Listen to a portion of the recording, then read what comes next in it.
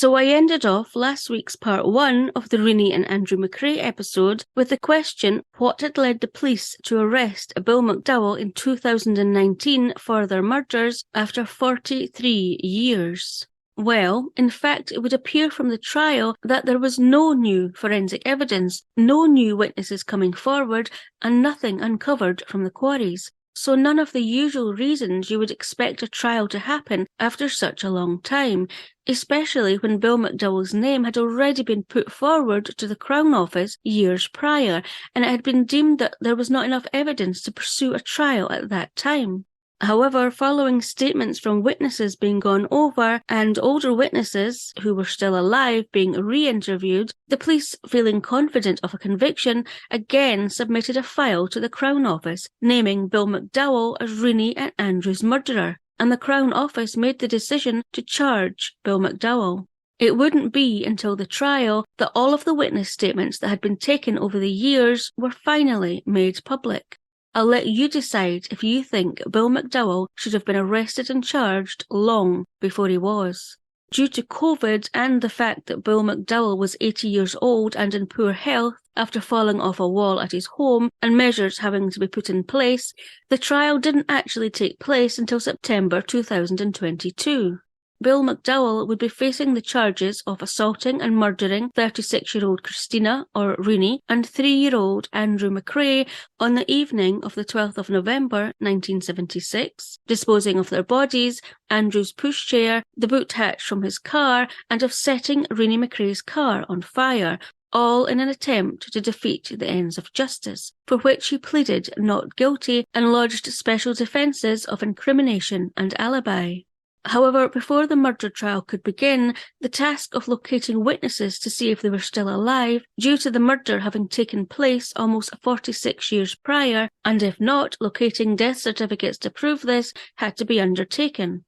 The trial finally began on the 12th of September 2022 at the High Court in Inverness, with a jury of 8 women and 7 men, and Lord Armstrong presiding, with Bill MacDowell being pushed into the court in a wheelchair by his wife. First onto the stand were witnesses who had information about events surrounding Renee and Andrew's movements the night they disappeared. It was reported that one witness, Nan McDougall, had seen a person wheeling a wheelchair along the side of the A9 road near where Renee's car had been found in the lay-by, wearing a gleaming raincoat, adding that she thought it was unusual for anyone to be out that night with a child, as the weather was atrocious. Nan was unable to say whether it was a man or a woman she had seen. Martin Shand also took to the stand, who in 1976 had been 19 years old and had been travelling to Inverness from Dundee, where he was at college, on the night of the 12th of November 1976, when he had seen a Volvo and a BMW car between 7:30 and 8 p.m. in a lay-by at Dalmagarry. Martin went on to say that he thought he saw 2 people with the cars, but due to their build, he thought it could have been 2 men. Bill MacDowell's company car had been a Volvo. Another witness, Maureen Grant, who in 1976 had been a 32-year-old nurse, said she had known Renee and the BMW she had driven, and she said she had seen the BMW parked outside the Millmore Lodge Hotel on the evening of her disappearance, but that there was no one inside the car. The Millmore Lodge Hotel was about 2 miles or 3.2 kilometres north of the lay-by at Dalmagarry, where Renee's car was found on fire. Another witness, Marion McLean, who had been 32 in 1976 and who had worked at the Millmore Lodge Hotel, said she had finished work that evening about 6:55 p.m. and had followed Renee's BMW from the hotel along the A9, where Renee pulled off into the Dalmagarry lay-by. Patricia Wilson, who had been 36 at the time of the disappearance, had been driving along the A9 on the evening of the 12th of November with her mother in the passenger seat. She said that she had seen a man standing by a car either in the Millmore Lodge Hotel car park or in the Dalmagarry lay-by, 2 miles or 3.2 kilometres away from each other. She said that the man had opened the driver's door of the car and put his head down, as if speaking to the driver. She went on to say that her mother, who had been with her, said that there was a woman in the driver's seat and that a child had been in the back. Going on to say that the woman's hairstyle was combed back and high, a style which Renee MacRae was known to wear often. As many witnesses had passed away by this time, family members or police officers read out the statements they had made at the time of the disappearance of Renee and Andrew, and family members were questioned regarding the statements their deceased relatives made. Catherine Johnston, who had been 22 at the time of the disappearance, lived with her parents at a farm located opposite the Dalmagary lay-by on the A9. She was asked in court if her mother, Eva McQueen, had made any reference to something that had happened the night Renee and Andrew disappeared. Catherine replied that yes, her mother had often made reference to hearing a blood-curdling scream that night between 7:30 and 8 p.m, but that she couldn't detect where it had come from. Catherine herself was driving into Inverness that evening with a passenger, and as they passed a lay-by near the Mealmore Lodge Hotel, she said she saw a car sitting there with no lights on, going on to say that she also remembered seeing a 4x4 type vehicle travelling at speed south between 7:30 and 8 p.m. that evening as she made her way to Inverness that night, with her passenger commenting, "That's in a hurry." However, when Detective Chief Inspector Brian Geddes from Police Scotland's Specialist Crime Division took to the stand to give evidence regarding the statement Eva McQueen, Catherine's mother, had given a few days after Renee's car had been found burning in the lay-by, he informed that she had said, according to the Inverness Courier on the 13th of September 2022, "I heard a distinct screech coming from the east side. Hens roost in this area, but I couldn't associate it with hens. I saw nothing that would arouse my suspicions." Also giving evidence regarding seeing Renee's BMW the evening of the disappearance was Donald McCaskill, who had been a 38-year-old road department worker who had been staying at the Mealmore Lodge Hotel on the night of the disappearance. He said that he had seen a blue BMW parked in the lay-by near Mealmore Lodge Hotel about 7 p.m. as he left the hotel to head into Inverness for the evening.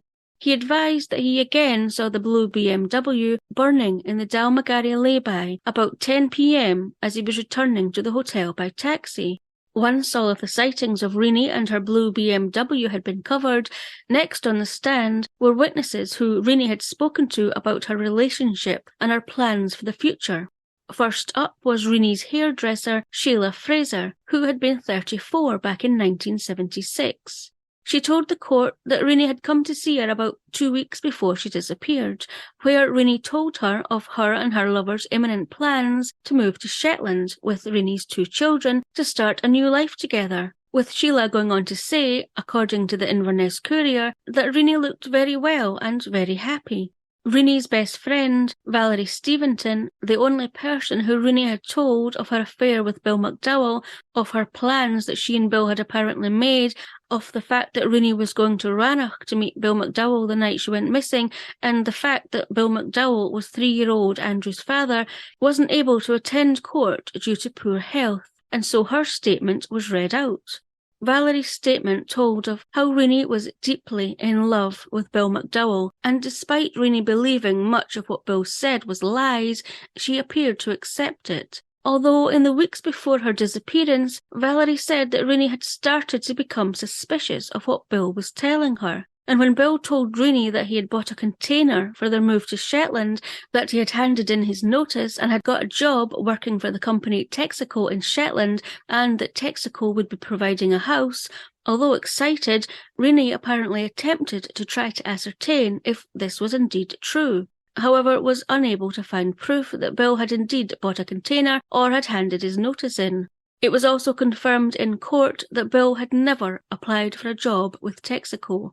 Valerie also advised that Renee had told her that she had plans to meet Bill at a hotel in Rannoch, and despite Valerie offering to look after Andrew so Renee and Bill could enjoy their weekend together, Renee told Valerie that Bill had insisted Andrew went too.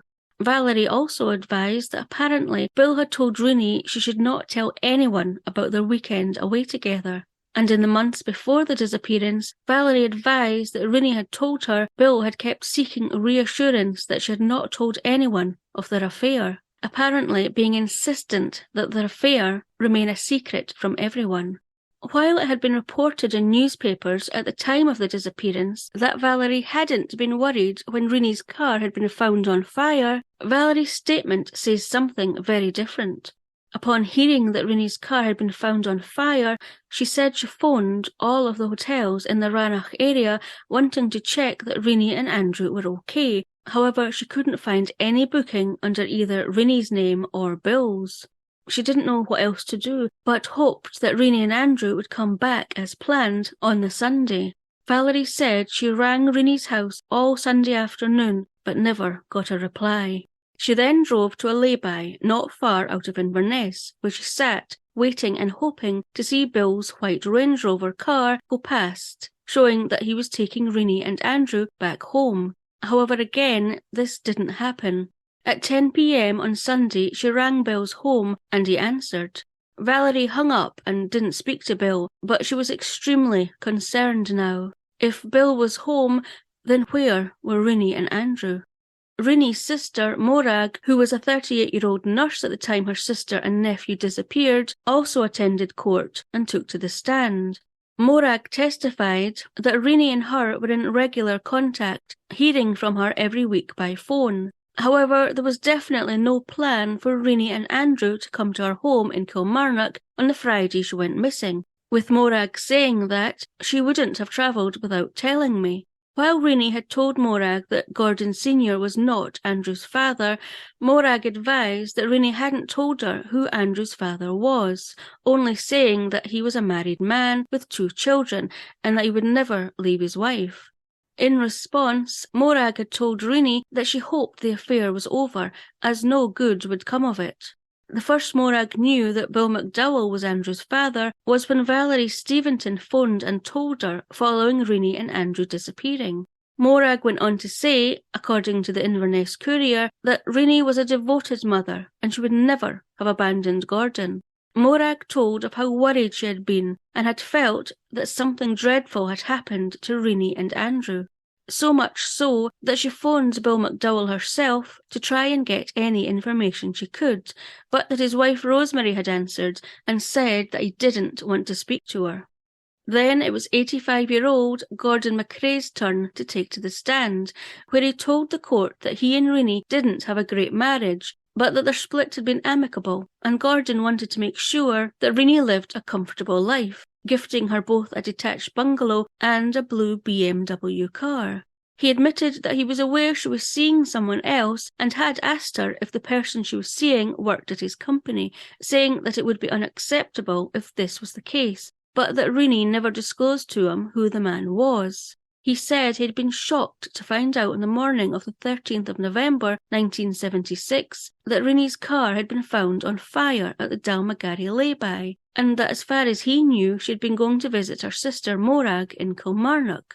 Gordon said he had been further shocked to have discovered shortly after this that it had been his company's secretary, Bill MacDowell, who Renee had been having an affair with, and that he was Andrew's biological father.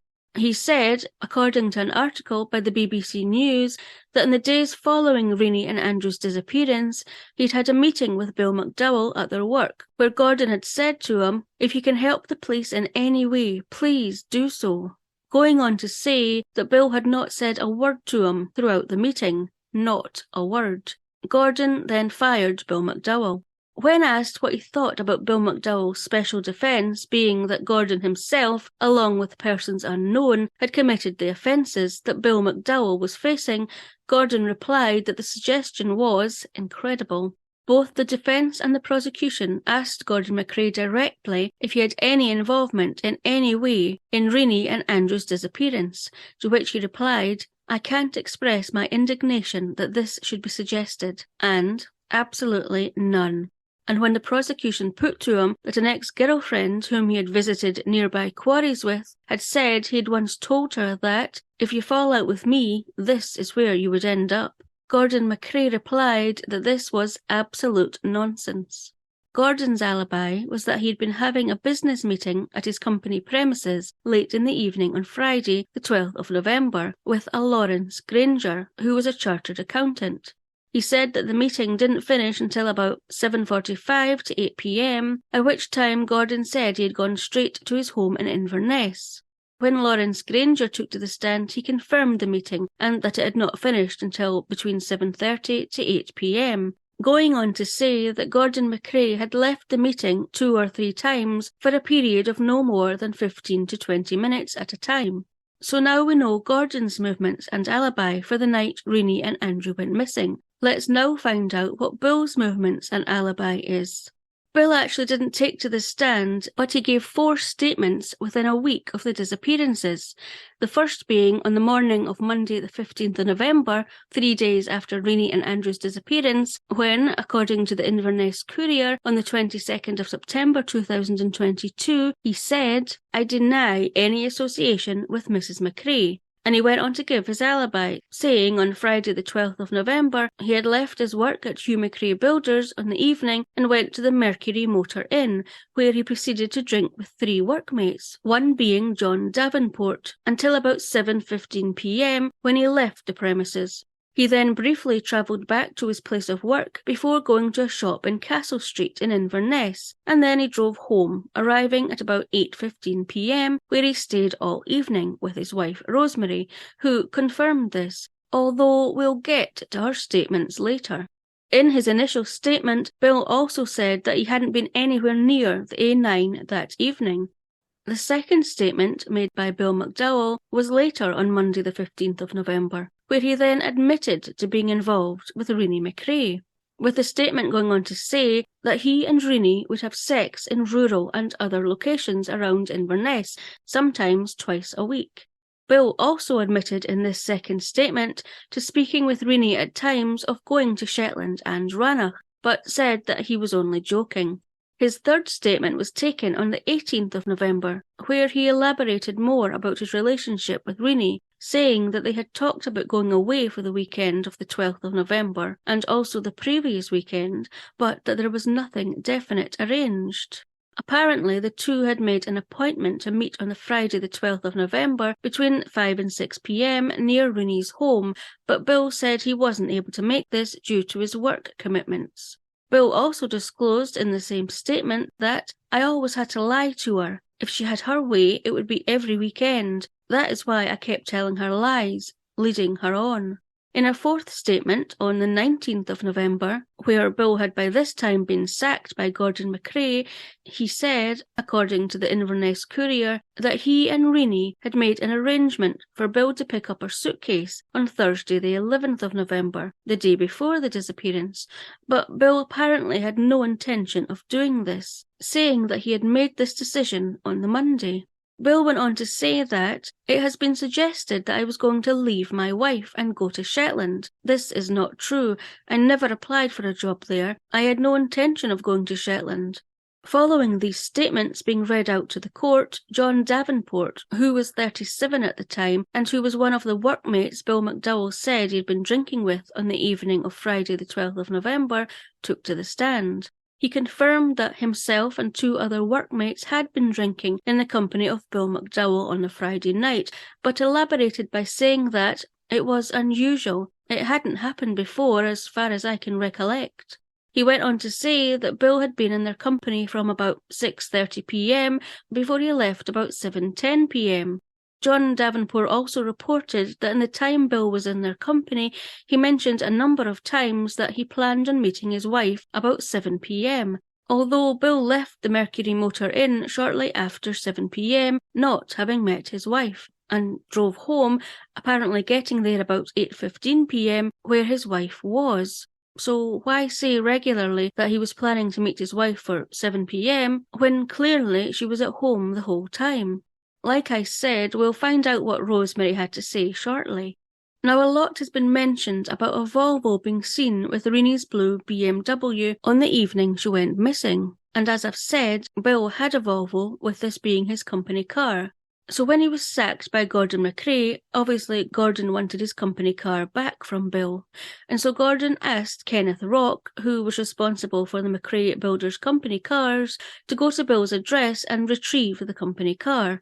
Sadly, Kenneth Rock is now deceased, and so the statement he made at the time of Renee and Andrew's disappearance was read out by Detective Constable Ruth Mason, who had worked on Operation Abermule, which had resulted in Bill MacDowell's arrest. The statement read that when Kenneth had arrived at Bill's address to retrieve the company Volvo, he had found Bill scrubbing the boot at the back of the car. And when Kenneth had said why he was there, Bill had refused to give him the car, saying he was cleaning it at the moment, but that he would return it when he was finished and not before. Bill did go on to return the car, however not before he had replaced the boot floor of the Volvo and destroyed the original by setting it on fire 2 days after the disappearance. There is no reasonable explanation as to why he would do this. So just before we get to what Bill MacDowell's wife Rosemary had to say in court and what her statement said, there were other statements and theories presented in court of what could have potentially happened to Renee and Andrew, and by who. First off was a statement by Dennis Tyrone, which was read out in court by Detective Chief Inspector Brian Geddes as Dennis was deceased.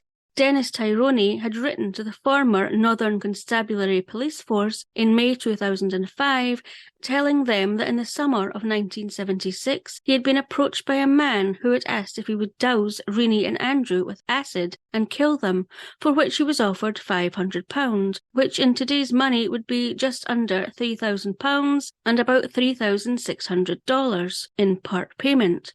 In 1976, Dennis had been working for Gordon MacRae's building company and had previously been in prison. When asked why it had taken him so long to come forward and report this, he said that it wasn't until he had seen a photograph in a newspaper of Gordon MacRae and Bill MacDowell that he realised just who the man who had approached him was, Bill MacDowell. In the letter sent to the former Northern Constabulary Police Force, Dennis had written that he'd been asked by this man if he would kill someone, to which he apparently replied that he would not stoop to this level, not for any amount of money. Apparently this man had said it was his wife and child that he had wanted the acid thrown over and who he had wanted killed. When Dennis had refused, the man had said that if he talked to anyone, his life would be in danger. However, on the stand, Detective Chief Inspector Brian Geddes admitted that there were inconsistencies between the letter sent by Dennis Tyrone and the statement he made in the presence of police officers. The next statement to be read out was from Mitchell Yule, who was also deceased and had been Bill MacDowell's handyman, and the statement was read by retired police officer George Goff, who had been the one to interview Mitchell. Mitchell had worked for Bill MacDowell in 1986, when apparently Bill MacDowell confessed to killing Renee and Andrew MacRae. However, Mitchell didn't come forward to the police with this information until October 1987, 11 years after the disappearance, and shortly after the pair had fallen out following Mitchell being accused by Bill MacDowell of stealing his car, which Mitchell denied. Mitchell was a convicted safecracker. Mitchell's statement said that when he had asked Bill if he had killed Renee and Andrew, Bill's reply had apparently been, "I did and I didn't." The conversation had apparently taken place around the 10-year anniversary of Renee and Andrew's disappearance, when a newspaper article had featured the story, and apparently upon reading it, Mitchell said that Bill was not too chuffed about it, with Bill apparently going on to say that if anyone came asking about him, that Mitchell should tell them nothing. Also in his statement, Mitchell spoke of a trip that apparently himself and Bill had gone on, from where Bill was then living in Tweedmuir, which is located in southeastern Scotland in the Scottish borders, to Inverness, which is about a 3-hour and 40-minute drive north of Tweedmuir. Mitchell said the pair were travelling to Bill's home in Inverness to get some furniture to bring back to his home in Tweedmuir, with Bill apparently driving the majority of the way. However, about 3/4 of the way there, Mitchell said they had just driven over a bridge when Bill had asked Mitchell to drive, with Bill getting into the passenger seat and apparently pretending to be asleep. Not long afterwards, Bill woke up and instructed Mitchell to pull over, and Bill began driving again. Mitchell interpreted this as Bill attempting to hide from something, saying in his statement that there was something on that road he didn't want to see. However, Bill's son-in-law, Kenneth Gowdy, then took to the stand and said that he had travelled with Mitchell to Inverness to collect Bill's plants and his toolbox, but had never been involved in moving furniture. Bill's defence, Murray McCara, King's Counsel, then asked Kenneth if there had been anything noteworthy about the journey, with Kenneth replying that there hadn't been. Bill's defence counsel was very clever in implying that Mitchell and Bill had never actually travelled to Bill's property in Inverness, but instead that it had been Bill's son-in-law Kenneth and Mitchell who had undertaken this journey, hence implying that Mitchell had been lying, perhaps due to him being sacked by Bill. However, it's not clear if this was the case or if in fact both journeys had occurred. Also brought up at the trial was the possibility that Renee and Andrew MacRae were actually still alive. It was reported that there had been 123 apparent sightings of Renee MacRae being seen alive since the 12th of November 1976. And despite all 123 sightings being ruled out and a comprehensive proof-of-life investigation being carried out, including, according to the Inverness Courier on the 26th of September 2022, checks with HMRC, pensions, DVLA, Passport Office and banks, and it being concluded that both Renee and Andrew were dead, the prospect that Renee and Andrew were still alive was brought up in court again. Apparently, at the time of Renee and Andrew's disappearance, one sighting of a similar mother and child being seen with a man with a Mexican or handlebar moustache was investigated, including a photo fit being created. But despite this sighting being thoroughly investigated and ruled out, it was again brought up by Bill MacDowell's defence, who had two witnesses take to the stand who said they were certain that they had seen Mrs. MacRae with this man. While this line of questioning was objected to by the prosecution and not taken any further, you may remember how I mentioned about Bill saying he had received coded phone calls from Renee where she rang twice and then hung up, indicating to him that she wanted to speak and that he had received two of these calls after the disappearance. Well, a retired journalist, Stuart Lindsay, also took to the stand and reported that Bill had actually mentioned this to him during an interview 8 days after the disappearance. Stuart found this interesting and asked Bill if he had told this to the police, to which Bill replied, "It must have slipped my mind." While the defence were keen to put forward the theory that Renee and Andrew may still be alive, thus Bill could not have been involved in their disappearance, this was truly shattered when Rosemary MacDowell took to the stand. She was first asked about why she turned up at the police station just over a month after Renee and Andrew went missing, requesting to speak to her husband who was being interviewed and demand that he leave immediately. To which she replied, according to the Inverness Courier on the 20th of November 2022, "I was probably getting annoyed that they were keeping him there because he had nothing to do with it." Next, Rosemary MacDowell was questioned regarding her differing statements. Back in 1976, when Renee and Andrew disappeared, when Rosemary was questioned regarding what time Bill MacDowell got home on the evening of Friday the 12th of November, her statements had said between 8 and 8:30 p.m. However, in November 1986, the 10th anniversary of the disappearance, when both Bill and Rosemary were now living at Tweedmuir and they were being detained for questioning, as Rosemary was suspected of attempting to defeat the ends of justice, discrepancies were noted in her statements, as she was then saying that she couldn't remember when Bill got home, but stated that it was definitely before midnight. Rosemary's statement from 1986 went on to say that she'd been making a curry, that their two girls were watching a cowboy series, which apparently had two words in the title, but she couldn't remember the name of it, but that it was on every Friday.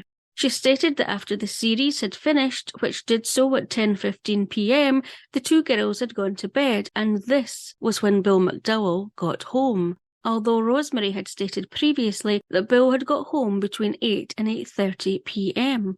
She was not able to offer an explanation for these inconsistencies back in 1986, simply saying, "Well, that must have been right at the time. I didn't cover up anything." When the officer interviewing her, Detective Sergeant Black, pointed out to Rosemary her discrepancies, she became angry and apparently said, "I don't know why you're getting on to me for. I never stabbed her or whatever happened to her." When she was asked by the prosecution why she had said this, she said, "It just came out that way in the spur of the moment. There was nothing meant in it." When she was asked if she had known that Renee had been stabbed, Rosemary replied, "No, I did not. It just came out when one gets annoyed." When the prosecution showed Rosemary a TV guide from the night in question, which showed that the Cowboy series had started at 9:25 p.m. and finished at 10:15 p.m, Rosemary said that it wasn't the Cowboy programme that the two girls must have been watching. She was confused. She said the two girls would not be allowed to stay up until 9:25 p.m. and that it must have been another programme, suggesting it was likely the New Avengers she had meant, which the TV guide she had been shown just so happened to have an image of in it, and had also been on that night, but had finished at 9 p.m. When Detective Sergeant Black took to the stand and was asked if Rosemary MacDowell had ever mentioned the New Avengers as possibly being the TV show she had meant the two girls had been watching that night, he said no, there was no mention of the New Avengers. Upon completing her evidence, Rosemary had insisted that her husband had got home at 8:30 p.m. While there was not a lot of forensic evidence to present during the trial, it was disclosed to the jury that the blood that had been found in Renee's BMW boot at the back of the car was assumed to be hers, as according to the Inverness Courier, DNA analysis had shown that only 1 in 100 million had the same profile. The court was also told a BMW expert had advised that the fire in Renee's car had been started using the car's cigarette lighter. It was also disclosed that a bottle containing some paraffin was found at the scene a few days later. The court was also told by blood spatter expert Christopher Gannicliffe that the blood found in the boot of Renee's BMW could have been caused by a blow to the head, with the victim then falling partly into the boot, although he also went on to say that equally the blood found could have come from a nosebleed. Christopher went on to advise that he was unable to confirm how long the blood had been there. And that was it. After 10 days of witness testimony and evidence being presented, it was now time for the prosecution, Alex Prentice, King's Counsel, to sum up, which lasted for more than an hour, with him opening with, "The last utterance of Renee MacRae when she was alive was a blood-curdling scream in the dark," although Eva McQueen had said that she had heard a distinct screech, not a blood-curdling scream. The prosecutor went on to state that a compelling circumstantial case had been presented, with the motive for Renee and Andrew's murder being that she was becoming too demanding about Bill leaving his wife and them starting a new life in Shetland. Bill stated at the trial that he had no intention of leaving his wife, and if his affair with Renee and the fact that he was Andrew's father came out, his life would be changed dramatically. He'd likely lose his job, his family, and his home. The prosecution also reminded the jury of the ever-changing statements by Bill MacDowell, and the fact that the discrepancies in Rosemary MacDowell's statement, which had served as his alibi, only undermined the special defence of alibi that Bill had lodged. The prosecution ended by asking the jury to seriously consider the question, why get rid of the boot floor of a company car and destroy the original?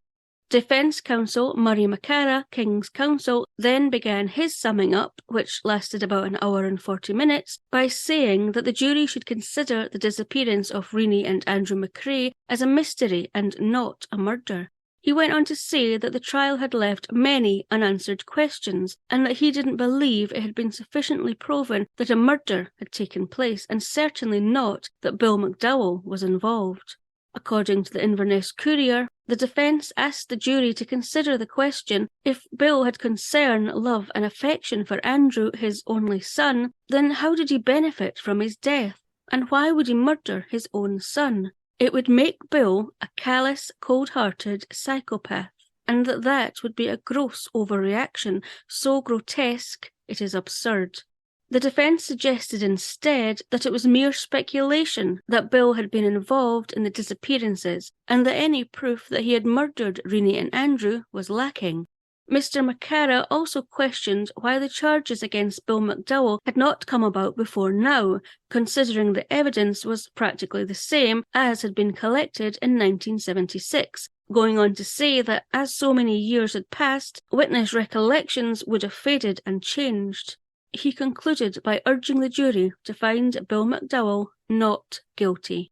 Once Judge Lord Armstrong had given his instructions to the jury, the 8 women and 7 men retired to consider their verdict, which after 224 minutes of deliberation, they were ready to deliver. After a 13-day trial, 80-year-old Bill MacDowell was found guilty by a majority of killing 36-year-old Renee MacRae and 3-year-old Andrew MacRae, of attempting to pervert the course of justice by disposing of their bodies and of their belongings, and of setting fire to Renee's car. Judge Lord Armstrong then sentenced Bill MacDowell to a life sentence to serve a minimum of 30 years. The judge said that the murders appeared to have been planned and calculated, not a spontaneous act, and in essence were executions.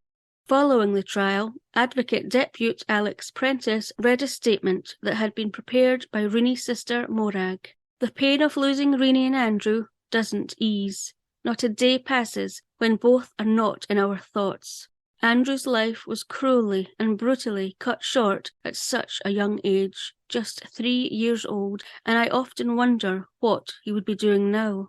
The passage of time has not eased the anguish. We have not been allowed to grieve properly. Not knowing how Renee and Andrew died and where their remains lie compounds the anguish.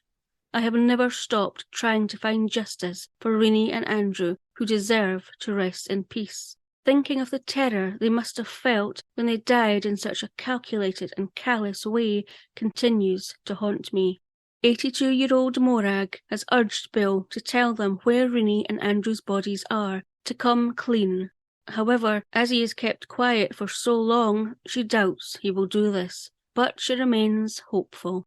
Detective Chief Inspector Brian Geddes, who had led Operation Abermule, which was set up in 2018 to investigate the disappearance and possible murders, said after the trial that as far as he was concerned, his job was only half done, as Renee and Andrew's remains were still to be found. He appealed for anyone with any information to come forward, disclosing that nothing in their inquiry had led to any further locations where the bodies could be. He also appealed directly to Bill MacDowell to disclose where the bodies were and to allow the family closure. DCI Brian Geddes stated that he fully intends to engage with Bill MacDowell in a bid to get him to disclose the location where Renee and Andrew's bodies are, and he too remains hopeful that now they have secured a conviction, Bill will be willing to speak to detectives. Although he did concede that with Bill's declining health, it may never actually be known where the bodies are or what actually happened that fateful night on the 12th of November, 1976. Now, the murder trial was actually filmed, which isn't often the case in Scottish murder trials, and it is to be made into a documentary for the BBC's Murder Case television series. No date has yet been given for its release, but I'm looking forward to getting a further insight into this trial. So what do you think? Should Bill MacDowell have been arrested and charged with Renee and Andrew's murder long before he was? Or do you feel, like the defence, that the case presented in court was mere speculation that Bill had been involved in the murder, or even definitive proof that Renee and Andrew had in fact been murdered? Let me know what you think. And that was the end of the episode. However, there's now another update. Having served less than 5 months of his minimum 30-year sentence for the murders of Renee and Andrew MacRae, Bill MacDowell's death was confirmed on Wednesday the 15th of February 2023 at the age of 81 years old due to poor health. And sadly, the Inverness Courier revealed on the 16th of February that he had refused to tell the police where Renee and Andrew's bodies were buried before he died. Renee's sister Morag said in an article in the Inverness Courier on the 17th of February, the fact that he chose not to do that speaks volumes about what kind of man he was, a cold, calculating murderer of an innocent mother and child. A memorial bench for Renee and Andrew had been installed at Renee's family's graveyard many years before, and Morag had always hoped that one day the bodies of Renee and Andrew would be laid to rest there. But Morag said, that has been denied us. In the same article in the Inverness Courier, Highland journalist Bill McAllister, who had followed the case since Renee and Andrew went missing in 1976, said, "MacDowell will have a funeral and presumably a gravestone at his final resting place. But there is no such closure for the family and friends of the MacRae victims."